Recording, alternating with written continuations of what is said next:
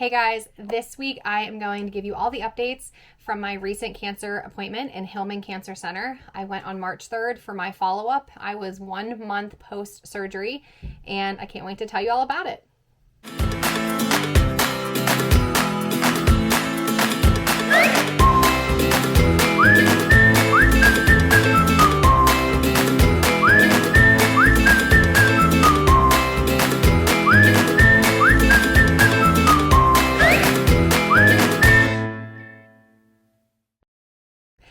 If you haven't yet, go ahead and click subscribe so you can be notified every single time we drop a new video to our channel. We would love to have you here as we continue our journey through parenthood, cancer, family, and everything in between. For those that don't know, my name is Katie and I'm 31 years old, and right before Christmas, I was diagnosed with an aggressive form of cancer known as nodular melanoma. It is only 6% of skin cancers are malignant melanoma, and I was lucky or unlucky enough to be one of those statistics.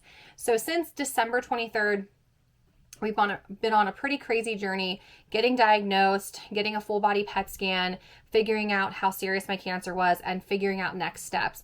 The original melanoma was found on my left abdomen, and that site, the next step that I already had this done back in January, was to have it removed. So they did an 11 centimeter diameter of skin removal down to the muscle. So it was a pretty large chunk of skin. They just took off my abdomen and then they closed it up in a straight line. And so I have a 6-inch incision right there on my stomach. But then they also took lymph nodes from my nearby basins, the lymph node basins. It was called a sentinel lymph node biopsy. And they removed 3 from my armpit and 2 from my groin. They thankfully came back negative. So I really wasn't sure where that put me in terms of staging my cancer, but it turns out I am a stage 2B cancer. There's stage 1, stage 2, stage 3, and stage 4, but within stage 2, there are different levels, and mine is that moderate to high risk level of cancer. When you are a stage 3 or a stage 4 cancer with melanoma, you don't get chemotherapy. The next step is immunotherapy. So people who have a stage 3 or stage 4 cancer, they automatically would get immunotherapy. That would be their next course of action. And that is FDA approved. That's the standard, and that's what happens next. But after my surgery and with my results coming back and my lymph nodes being clear, I was considered stage 2B cancer. And when you have clear lymph nodes, the traditional method of treatment at this point is wait and see. And so I would just be getting chest x-rays every 2 to 3 months for a year, and then they would stretch that out to every 6 months for a year, and then they would stretch that out to every year for 5 years. However, the unfortunate part about the melanoma that I have and the type of melanoma that I have based on how deep it was, because I had a pretty deep melanoma. So staging cancer, if it would have spread to my lymph nodes, I easily would have been a stage 3 or a stage 4 cancer, because it means it has spread to other organs and parts of the body. But because my melanoma thankfully did not spread to my lymph nodes, they're still concerned because of how deep my initial melanoma was. There are then levels of nodular melanoma. There's level 0, there's level 1, there's level 2, whole way up to 5. So in terms of severity in nodular melanoma, I was a level 4. So that was the depth. It was over 3 millimeters deep. It was almost down to the muscle. So that was more concerning because we don't know if it's going to come back. There's actually a 70% chance relapse for this type of cancer that I have. And so the wait and see game, being monitored by a cancer center, would be great. It'd be comprehensive. But they offered me another option. And that's what I'd like to talk to you about today. If you haven't yet, go ahead and click subscribe so you're always reminded when I'm live or when I'm doing videos, and you can be updated every single time. We'd love to have you. So here's the thing. They presented me, I'm going to UPMC Hillman Cancer Center, and my medical oncologist has been at Yale, and now he's been at UPMC at Pitt University on the leading forefront of immunotherapy vaccines, or trials, I should say, immunotherapy cancer trials, and trying to deliver the best treatment method, giving people the best odds to beat this so I can be a mom for the rest of my life and I don't have to worry about it coming back, at least not as quickly. So my options are like this. I can continue to just be monitored because as of right now, there is no cancer in my body. I am cancer, no evidence of disease as of right now, since there are no cancer in the tissue that they removed from my stomach or in my lymph nodes. So that was pretty amazing news. But because of the concerning elements of the initial melanoma, it might show up in the same spot, or it could just pop up in my brain or in my lungs or in places that are difficult to operate. And we'd have a lot less limited options at that point. And if it's going to come back, it typically comes back within 2 to 3 years. That's usually the turnaround time. But I do have another option. They presented me with the option of entering a clinical trial. And this clinical trial is happening right here at UPMC Hillman Cancer Center in Pittsburgh. And what they are trying to show is the effectiveness in longevity of removing the higher risk for the melanoma to come back. So they're doing adjuvant immunotherapy, meaning they're giving it to people that had clear lymph nodes that were stage 2B or stage 2C, just right underneath that threshold of qualifying because I'm not a stage 3. The drug itself is not experimental. The drug itself is already being used on stage 3 and stage 4 melanoma cancer patients, and it's a well-tolerated drug. What the experimentation is do people with my classification and staging of cancer, do we benefit equally in the long term with getting that immunotherapy? Does it minimize or break down our relapse rate? And what they're finding so far, and what they thought would happen, was that it cuts down my relapse rate by 50%. So instead of having a 70% likelihood of relapse at some point in the next 3 to 5 years, it cuts that down into 35%, which to me, that's huge, because 70% is more than half. I mean, I have a greater than half chance it's coming back at some point. And I don't want to possibly live my life just constantly looking over my shoulder and hoping that the chest x-rays are clear. So I could do this clinical trial, and it's pretty cool. The clinical trial, typically clinical trials are 1-to-1 ratios. So one person is the control group. They do not receive the immunotherapy. They get saline. They get a bag of saline. They're the placebo. And then the other person would get the medication, the immunotherapy. And it's a double-blind study. The participants nor the people administering it know who's getting what, and we see what happens. It's a 50-50 one-on-one study. But the study that I'm participating or possibly participating in would be a 2 to 3. So that means for every 2 patients that get the drug, 1 person would get the placebo. So 75% of the participants are actually getting the immunotherapy, and only 25% are not getting the immunotherapy. They're getting a bag of saline. So you have 75% odds you're probably maybe getting it, which is great. The cool part about it is if I wouldn't be that 75% that's getting the medicine, and say I have a relapse in 3 years, I would then be qualified to get their immunotherapy, and they would pay for that.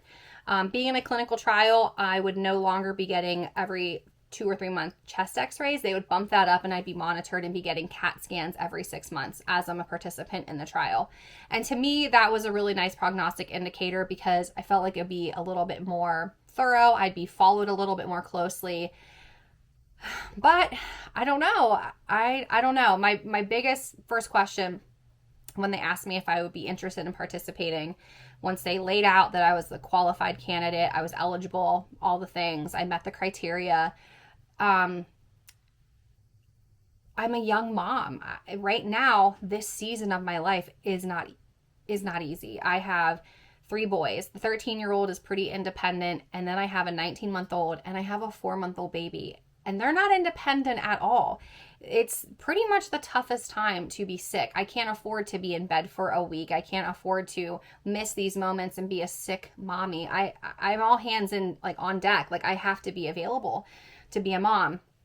And this isn't just a decision for me. It's, my husband, it's his mom, my mother-in-law comes and helps and watches the kids all the time for us. So, this worth what I'd get in the long run, as opposed to, God forbid, the cancer comes back in 5 years, I might be a little bit more well-equipped to handle the schedule, the hassle, and the inconvenience of doing immunotherapy. And so, of course, when you're presented with the opportunity to possibly, because it's not a guarantee I'm even getting the medicine. I could be doing this and not getting the medicine. We really don't know. We won't know. So, so many questions, so many things. The quick turnaround time, because you have to you're no longer eligible 3 months after your initial surgery. So my initial cancer surgery, where they removed that tissue and the lymph nodes, was January 29th. And my appointment yesterday was March 3rd. and I have to make a decision pretty quickly. Things are the concerns that I have. I don't know if anybody has done a clinical trial, if you participated.